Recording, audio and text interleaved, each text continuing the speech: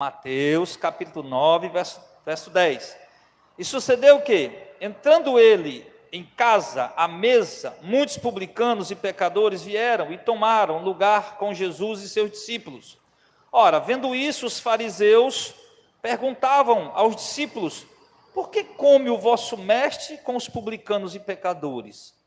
Jesus, ouvindo, disse: os sãos não precisam de médico, e sim os doentes.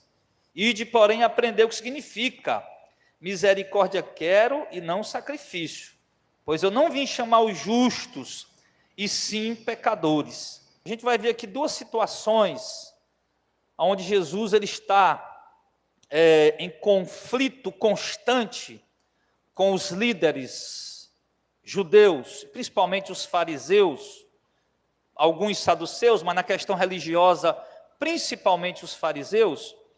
Ele está em constante conflito, porque na opinião dos fariseus, a santidade se resume a quê? A santidade se resume a tentar mostrar para as pessoas uma boa aparência, a se afastar dos pecadores e não ter relacionamento com eles, e cumprir ao pé da letra aquilo que a lei mosaica ordenava, como tipo, uma mulher foi apanhada em adultério, precisa ser apedrejada, coisas desse tipo, que eles faziam questão de cumprir de fato rigorosamente.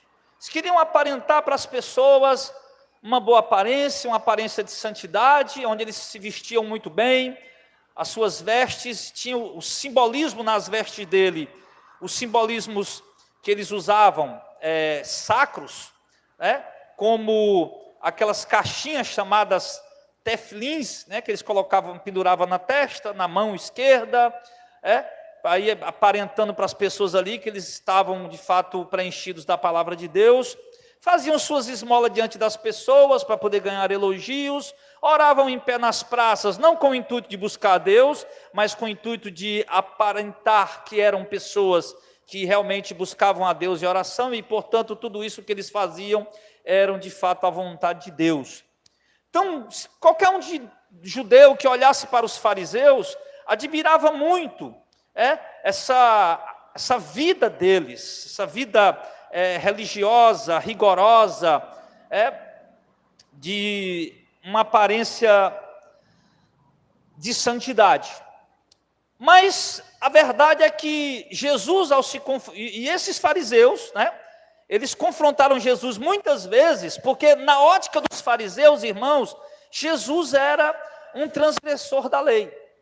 Na visão dos principal grupo religioso da época, que eram os fariseus, Jesus era um homem que ultrapassava a lei de Moisés, que não respeitava a lei de Moisés. O primeiro caso que a gente está vendo aqui é Jesus numa casa, provavelmente é de Mateus, que eu pulei esse versículo 10, não quis ler ele, mas provavelmente na casa de Mateus, ali numa refeição, e como Mateus era um publicano, um cobrador de imposto, ali tinham outros fariseus ali também naquela reunião junto ali, onde Jesus ia almoçar. Como ele era um rabino muito observado pela sociedade, vamos dizer assim, conhecido, famoso, então ali as lideranças, os políticos, os religiosos, quando eles se reuniam no lugar, Jesus tinha sempre pessoas assim, vamos dizer, importantes da sociedade ali em sua volta. Só que ali, ao mesmo tempo, ao ter pessoas na ótica dos religiosos importantes, haviam também pessoas na ótica dos religiosos, pessoas que não eram tão importantes assim, a quem eles chamavam de pecadores, de depravados. E Jesus, ele fazia questão, e fez questão muitas vezes, de sentar com essas pessoas e comer com elas, de se reunir com elas para ensinar, de andar com elas. Aliás, era o grupo que seguia Jesus, as multidões que seguiam Jesus, era exatamente aquela ralé imunda, maldita, que não conhece a lei, palavras dos próprios líderes do fariseu. Então, era o povo que seguia Jesus, era o povo que se reunia com Jesus. Obviamente que Jesus não participava, não comunicava, não corroborava com as atitudes pecaminosas, mas Jesus estava sempre ali presente ali para levar uma mensagem, para levar a palavra, para levar o ensinamento. E aí, quando Jesus está aqui nessa refeição, os fariseus se escandalizam. E pergunta para o discípulo de Jesus: olha, o mestre de vocês, ele não se envergonha de estar aí rodeado de pecadores, de publicanos, ladrões, tudo mais? Aí Jesus, ao escutar aquilo, Jesus vai e fala para eles: eu não vim chamar justos, eu vim chamar pecadores. Por isso eu estou aqui no meio deles. Porque eles necessitam ser chamados. Eles estão doentes. E eles estão enfermos. Eles precisam de médico. Agora, eles são pecadores porque eles reconhecem que são pecadores. Vocês são pecadores, porém, vocês não reconhecem que vocês são pecadores. Porque se vocês reconhecessem que vocês também são pecadores, que as práticas rigorosas religiosas que vocês cumprem, isso não pode aproximar vocês de Deus, e vocês reconhecessem que vocês são tão pecadores quanto essas pessoas, embora eles praticam um tipo de pecado e vocês outro, mas vocês também iam entender que vocês também precisam de médico. Mas os fariseus queriam que Jesus fosse só mais um religioso rigoroso, afastado dos pecadores, não queria conversa com o pecador, não queria estar junto com o pecador. Eles queriam isso mais de Jesus, um líder religioso mais reservado. Mas Jesus não era tão reservado assim. Isso fazia com que os fariseus entendessem Jesus de uma forma equivocada, seu ministério. O segundo texto que eu quero ler com os irmãos, para a gente dar continuidade, tá? Capítulo 12, no versículo 1 em diante, diz assim: por aquele tempo, em dia de sábado, passou Jesus pelas searas. Ora, estando os seus discípulos com ele, com fome, entraram e colheram espigas a comer. Os fariseus, porém, vendo isso, disseram-lhe: eis que os teus discípulos fazem o que não é lícito fazer no sábado. Mas Jesus lhe disse: não lestes, né? Isso aqui para os fariseus era uma bordoada, né? Os homens conheciam o livro, né? Vocês não leram que fez Davi, quando ele e seus companheiros tiveram fome, entrou na casa de Deus e comeram os pães da proposição, os quais não lhe era isto comer? Nem ele, nem os que com ele estavam, mas exclusivamente os sacerdotes? Ou também não leste na lei que aos sábados o sacerdote entra no templo, violando o sábado e fica sem culpa? Por isso vos digo, aqui está quem é maior do que o sábado. Mas se vocês soubessem o que significa misericórdia quero e não sacrifício, não teriam condenado o inocente, porque o Filho do Homem é o Senhor do sábado. Amém. Observe uma agora aqui, parece que os fariseus, eles eram um tipo de Big Brother moderno, ou sei lá, aquele tipo de fiscal das pessoas, que ficava ali, poxa, Jesus está caminhando com o discípulo, um dia de sábado, dentro de uma seara, e os fariseus, o texto diz que os fariseus viram aquilo. Poxa, para eles terem visto, levando ao pé da letra, obviamente que eles precisavam estar perto. Claro que a interpretação única não é essa, né? O texto pode estar dizendo, tendo eles visto, mas não propriamente estarem lá presente e vendo, mas por informações de pessoas de confiança, terem dito para ele o que Jesus fez, né? Mas o texto diz literalmente que eles viram. E eles viram Jesus andando dia de sábado, que já era proibido caminhar determinados metros, só podia andar no máximo até 900 metros, e Jesus andando já no dia de sábado. E ali Jesus agora, além de andar dia de sábado, dentro de uma seara, opa, aqui tem milho, nós estamos com fome. Vamos tirar milho e vamos comer milho. Por quê? Porque a lei dizia, que era permitido você entrar dentro de um roçado de alguém, se você tivesse com fome, e pegar alguma coisa para comer. Não era chamado de roubo, Não era tido como roubo. Principalmente aquilo que ficava da colheita, Mas mesmo antes da colheita, você podia pegar alguma coisa para comer, não era proibido. E por isso que os fariseus, os discípulos de Jesus entraram ali e comeram. Mas a lei também dizia que no sábado não se podia cozinhar. A comida do sábado já tinha que ser preparada na sexta, para você poder comer no sábado e você não fazer nada, dia de sábado, porque era pecado, não podia. E Jesus, ele simplesmente não respeitou essa regra da forma como os fariseus entendiam, porque Jesus colocou o que aqui? a misericórdia e a compaixão acima do rigor da lei. Tá, e ele traz à memória aqui o que fez Davi, que vocês tanto veneram.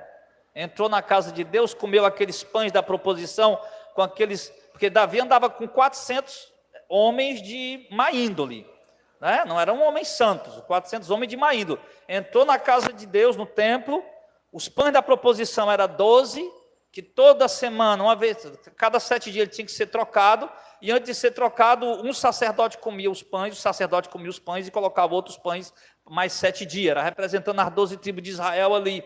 E Davi entrou e comeu aqueles pães, algo santo, algo sagrado.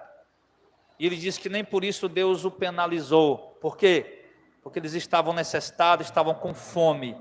E a misericórdia ali, ela falou mais alto, a compaixão falou mais alto, a piedade falou mais alto, ou seja, a essência verdadeira da lei, que era a piedade, a compaixão, o amor e a misericórdia. Então você vê aqui, você vê em outras passagens, Jesus, por exemplo, curando o dia de sábado. Jesus, além de curar dia de sábado, os fariseus se irritavam, você curou dia de sábado, esse homem não pode ser de Deus, ele não guarda o sábado. Além de curar dia de sábado, Jesus mandou o homem pegar aquela esteira que ele estava deitado com ela no chão, olha, pega a tua esteira e vai embora para casa. O homem pegou a esteirazinha, enrolou, botou embaixo do braço aqui, ou no ombro e foi para casa. E os fariseus disseram, epa rapaz, vem cá, não pode levar isso aí dia de sábado não. Não, o homem que me curou mandou eu levar. Então ali para eles Jesus estava desrespeitando o sábado. Com tantas coisas que Jesus fez, os fariseus ali observando, analisando, irmãos, sim, o que Jesus estava fazendo, e sempre encontrando alguma coisa para acusar Jesus.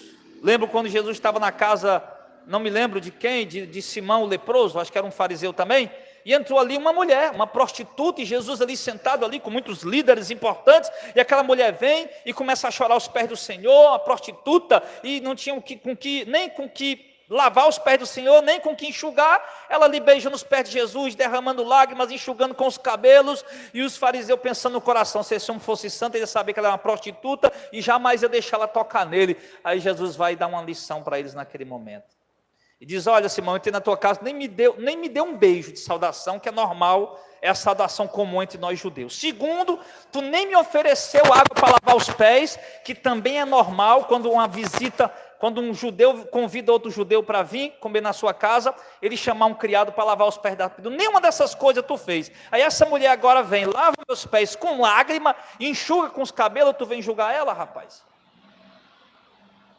Olha, Simão, por isso os pecados dela estão perdoados, por causa do amor que está no coração dela. Aí foi que os homens endoidaram. Então, irmãos, o que a gente pode observar nesses textos que a gente está lendo aqui, é que os principais líderes religiosos haviam se tornado os fiscais do povo. E sempre observando, olhando e procurando culpa em alguém, alguma coisa para dizer, alguma coisa para apontar. E para tentar crucificar, para tentar matar, para tentar agredir, para tentar apedrejar. E Jesus estava ali acobertando o pecado daquelas pessoas? Não, Jesus não estava acobertando o pecado daquelas pessoas. Os fariseus não entendiam o que estava acontecendo ali. Jesus estava trabalhando a vida delas. Jesus estava doutrinando-as, ensinando-as, levando a palavra que limpa, como ele diz no Evangelho de João, vós estáis limpos pela palavra que eu vos tenho falado. Sim, estava levando a única palavra que tem o poder de limpar o homem, de purificar o homem, que é a palavra de Deus. E mais uma vez ele disse, eu quero misericórdia, compaixão, não é sacrifício, não é essa vida religiosa vazia que eu quero que vocês vivam, eu quero compaixão, amor, misericórdia da parte de vocês, da parte do povo, da parte das pessoas. E o que é que isso tem a ver conosco hoje? O que isso tem a ver conosco hoje, pastor? Isso tem a ver, irmão, conosco em muitas coisas. Na igreja evangélica como um todo, na Ministério Missão de Fé, que não se denomina uma igreja evangélica, mas uma igreja cristã, que eu entendo que hoje é diferente, por conta da Como, por exemplo, o termo religioso é errado? Não, o termo religioso não é errado. O termo religioso significa o homem ligado com Deus, né? Mas só que ninguém gosta de ser chamado religioso. Você gosta de ser chamado religioso? Eu não gosto. Mas é errado ser chamado? Não. Se alguém chamar Aulicélio é religioso, o que é que eu estou dizendo na etimologia da palavra? Que o Aulicélio é um homem totalmente ligado com Deus. Isso é bom ou não é? É bom. Mas por conta de ter se tornado algo pejorativo, de um sentido negativo, ninguém quer ser chamado de religioso. Não é verdade? Da mesma forma o termo evangélico. É um termo correto? É. Evangélico está ligado ao evangelho. Evangélico significa alguém que segue o evangelho. Como chamar os cristãos de pequenos cristos, né? De cristãos. Né? Então, seguidores de Cristo, imitadores de Cristo, evangélicos. Né? Pessoas que creem no evangelho, que seguem o evangelho. Aí você vai e olha para o meu evangélico hoje, você vê que não tem nada a ver com o evangelho. Estava conversando com um casal de irmãos, conversando comigo ali agora há pouco, antes do culto, que virou mais algo para político, qualquer outra coisa, do comércio, como o pastor Zezinho dirigiu o culto aqui, comércio, empresa, política, do que para evangelho. Então, eu prefiro voltar 2000 anos atrás, lá para Antioquia, e ser chamado de cristão de novo, do que de evangélico. Mas no meio religioso como um todo, estamos cheios de pessoas, irmãos, assim. Nós mesmos muitas vezes somos assim. Nós muitas vezes nos sentimos tão melhores do que os outros, tão mais certinhos do que os outros, mais correto do que os outros, que acabamos esquecendo a nossa vida e acabamos vivendo a procura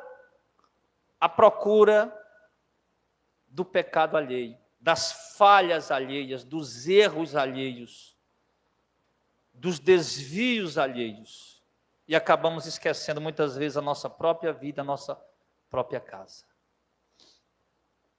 Então, era isso que os fariseus estavam vivendo. Por isso, em Mateus 23, Jesus chama eles várias vezes: raça de víboras, cobras venenosas, hipócritas, sepulcros caiados. Sim, Jesus chama eles várias vezes disso. Aí Jesus, naquele momento, ele realmente se chateia com a tudo dos fariseus, vê que os fariseus estão fechando a porta do reino do céu para as pessoas, e diz: se vocês fecham a porta do reino do céu, nem vocês entram, e atrapalham os outros de querer entrar. Porque eu estou aqui pregando a palavra da salvação, e vocês estão aqui tentando lançar o povo contra mim. É isso que Jesus estava falando.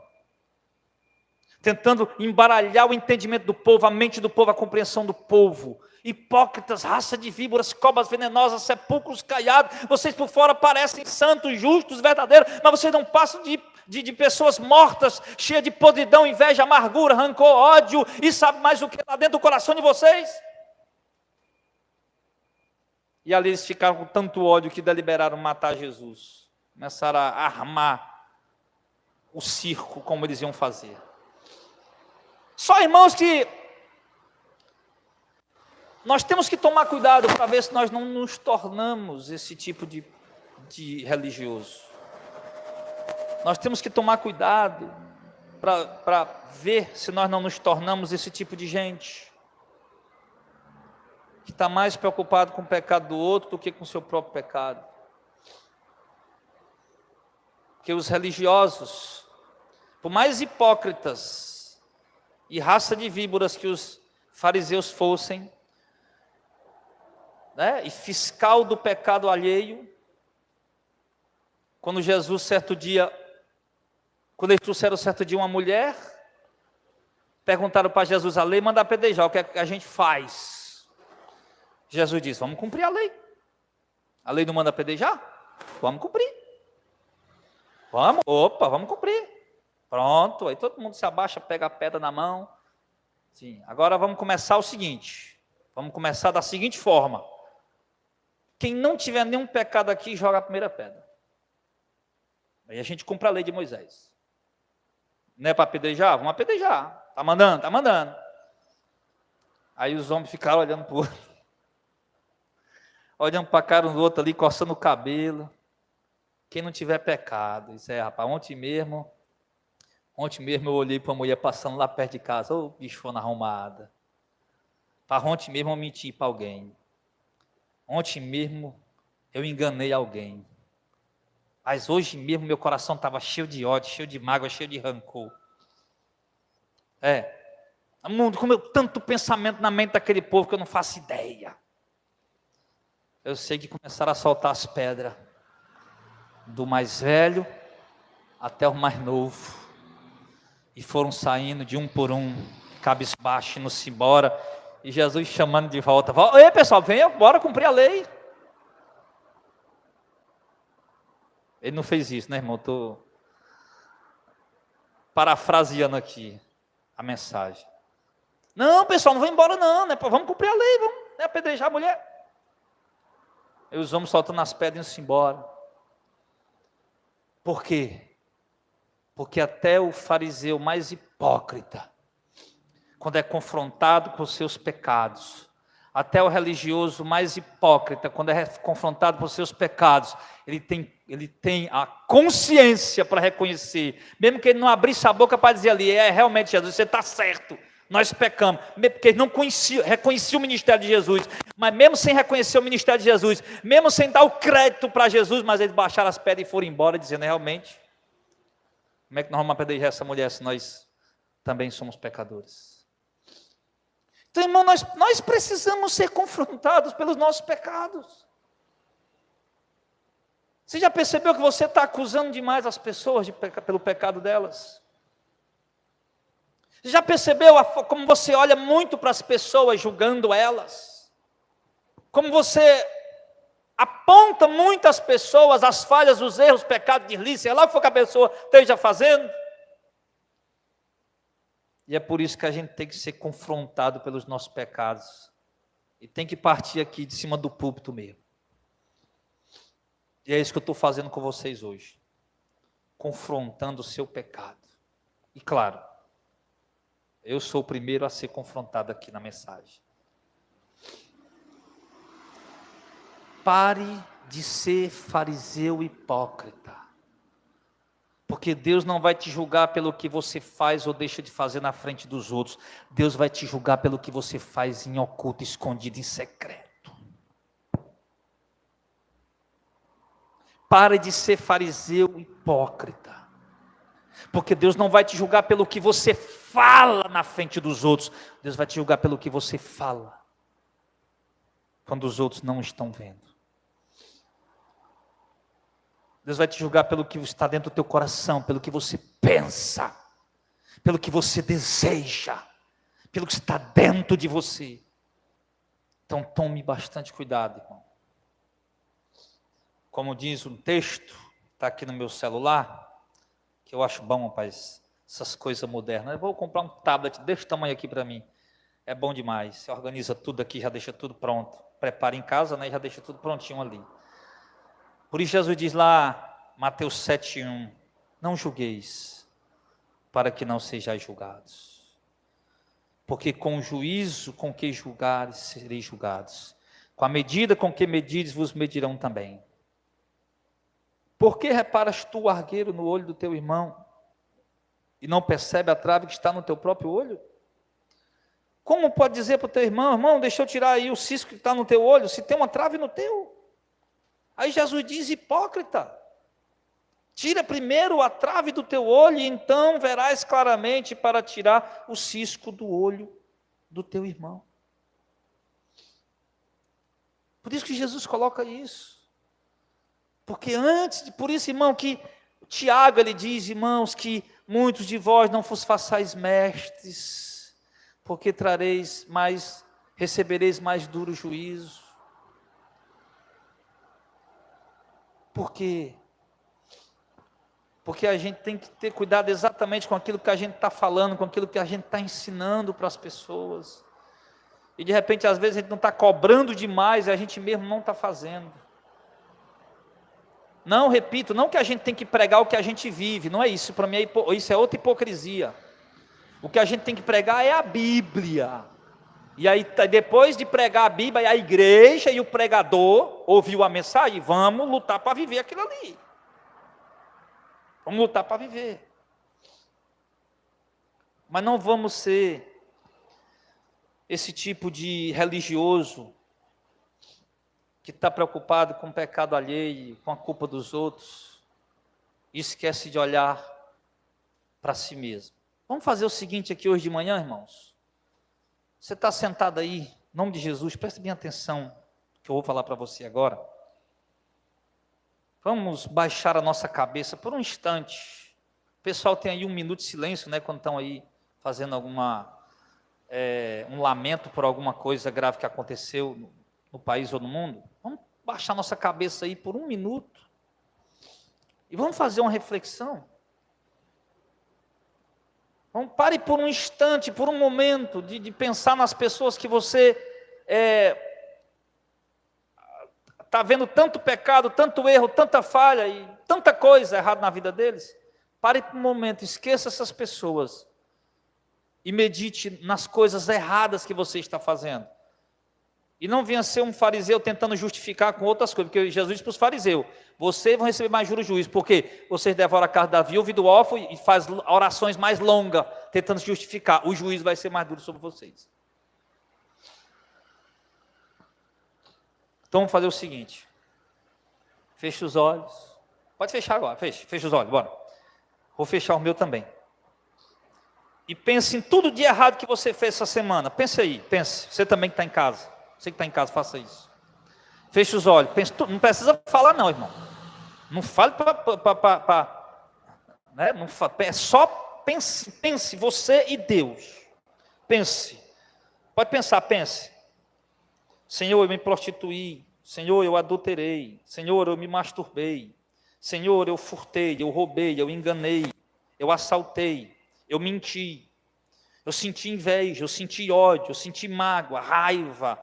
Eu senti vontade que aquela pessoa, não que ela morresse, mas eu senti vontade que ela tivesse um grande prejuízo. Eu senti vontade que aquela pessoa se desse mal na vida.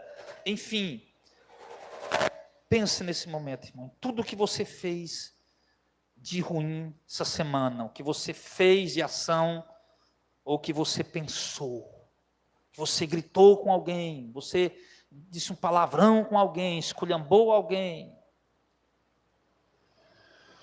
lhe agrediu, você revidou e falou um monte de coisa. Pense tudo que você fez essa semana de errado. Claro que não vai dar para pensar em tudo, mas vá pensando. Vou ficar em silêncio 1 minuto agora.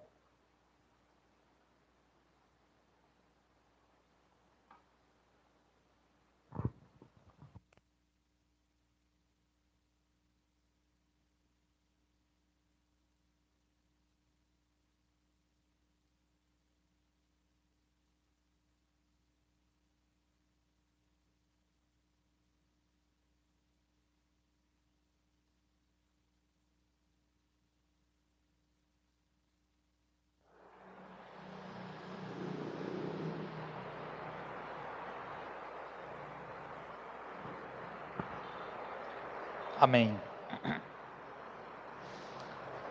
Agora,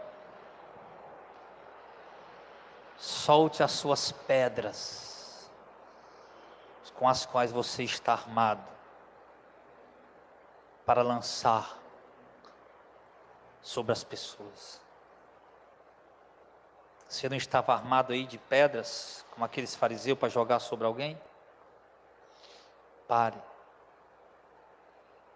E entenda outra coisa: você sempre será um pecador, regenerado, lavado, remido, perdoado pela graça de Deus, mas ainda assim culpado. Só foi declarado justificado por causa da graça de Deus, Ele ter te dado o dom da fé. Aí ter te dado o dom da fé, você passou a crer, aí Ele imputou em você a justiça de Cristo. Mas você é culpado. E lembre-se disso. Você não conseguiu lembrar nem de 1% das coisas erradas que você fez essa semana, ou do que você pensou essa semana. Você não lembrou nem 1% aí. Se eu tivesse dado 10 minutos aqui, você não ia conseguir lembrar nem de 10%. Tudo que você fez de errado, pensamentos errados, atitudes erradas, que desagradou a Deus, que pecou. Então o que é que nós podemos aprender? E você vai continuar pecando. Você já vai sair daqui hoje, quando você sair, você se levantar, que você for pegar o ônibus aí, talvez o carro, você já vai pegar o ônibus ou o seu carro, a sua moto, já vai sair pecando.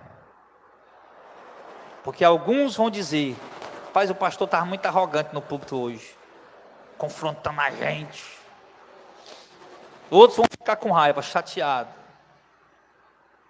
Entenderam errado, que eu estava querendo o seu mal. Alguém está entendendo isso? Estou querendo o seu bem, nosso bem. Mas você já vai sair daqui, filho, você já vai sair daqui, já vai pecar.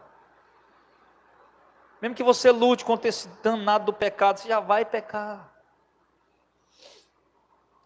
Então antes de você querer julgar alguém, acusar alguém, apontar alguém, ou querer ser mais justo do que alguém, melhor do que alguém, só porque frequenta a igreja, só porque parou de usar brinco, parou de usar maquiagem, só porque não arruma mais o cabelo, não se ajeita mais, então você não é mais santo do que os outros. Isso não é a santidade que a Bíblia exige. Se ela não partir daqui, filho, tudo que você está mudando na sua aparência é vão, é religiosidade. Tem que nascer aqui dentro, a transformação, o novo nascimento. Então faz o seguinte, solta as pedras, vai para casa, tá? Pensa nos teus pecados, medita nos teus pecados, ok? Não adianta estar de joelho orando, pedindo, Senhor, perdoa meus pecados, e levantar já está ali, olhando para um e para outro, caçando pecado num e outro. Não, isso não vai resolver nada, isso é exatamente isso que os fariseus faziam. Se entenda como um doente hoje, a quem precisa de um médico, entenda-se como alguém hoje que precisa de misericórdia, como Jesus falou aqui. Os sãos não precisam de médico, mas sim os doentes. A gente só vai no médico quando está doente.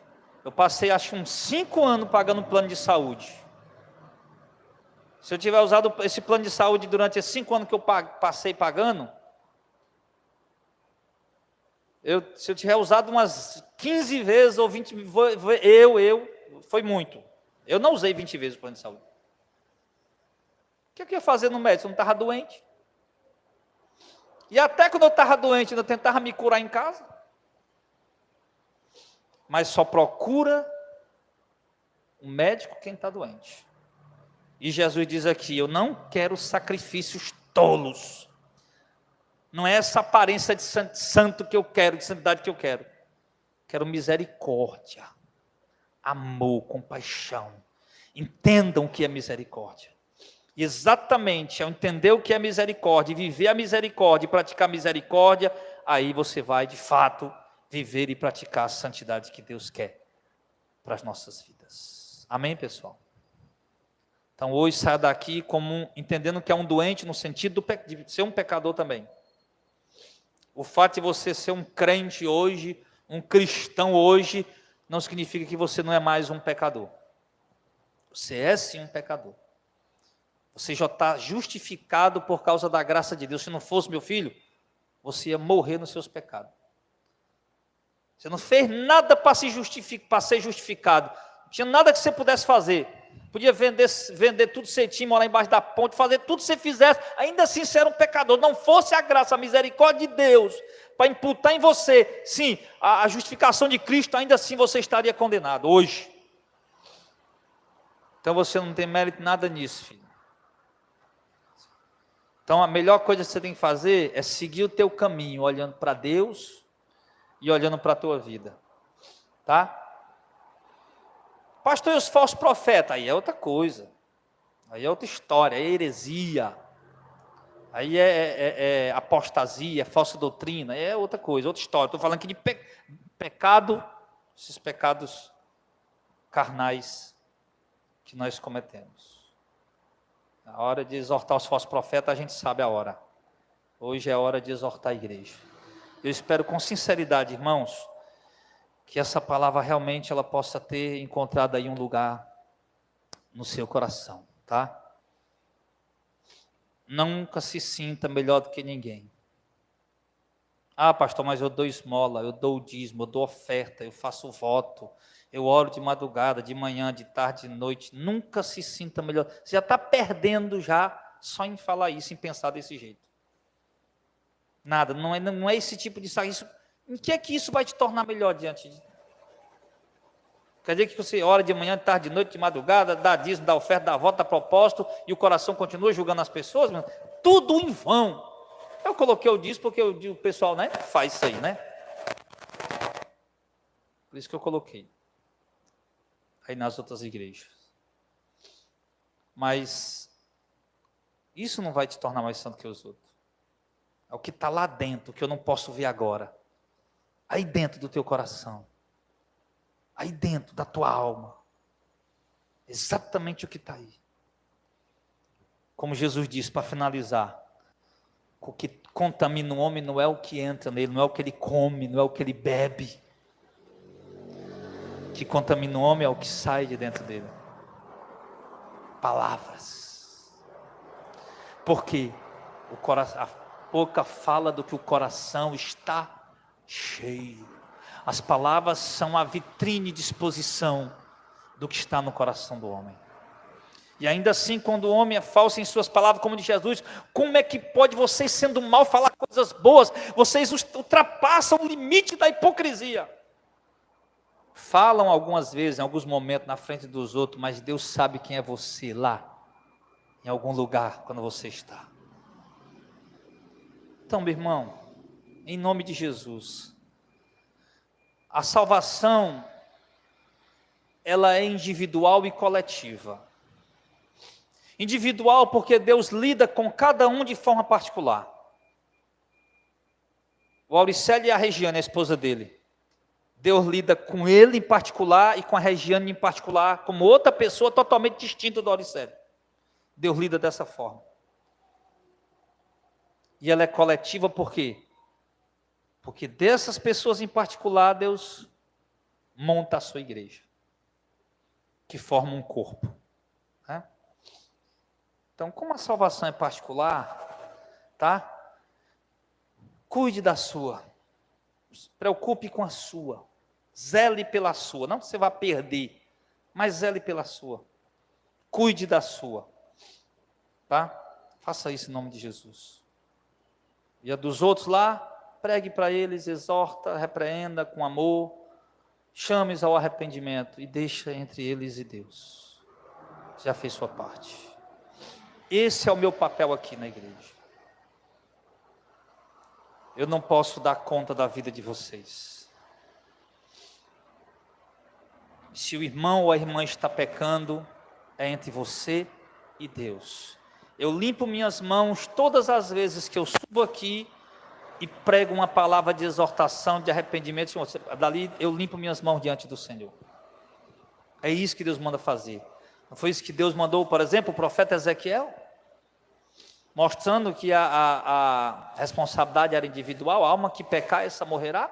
O filho não leva o pecado do pai, nem o pai leva o pecado do filho, mas a alma que pecar, essa morrerá. Mas tu, ó Ezequiel, fala e diz a esse povo, e se eu te mandar e tu falar, e ele não se arrepender, o pecado dele vai com ele. Mas se eu mandar e tu não falar, aí tu vai ser culpado dele continuar nos pecados dele. Então toda vez que Ezequiel exortava, as mãos dele estavam limpas diante do Senhor. E eu não quero levar sobre mim, irmão, a responsabilidade do sangue de ninguém. O meu dever é estar aqui pregando, ensinando, doutrinando. Tenho procurado fazer isso a minha vida toda, é o que eu mais amo fazer. Tanto é que essas 4 semanas que eu vou passar agora, que eu vou passar sem vir aqui, tá? Eu já estou pensando, meu Deus, passar 4 semanas sem pregar lá na igreja. Mas ainda bem que tem um YouTube, né? Que eu vou ficar pregando lá no canal.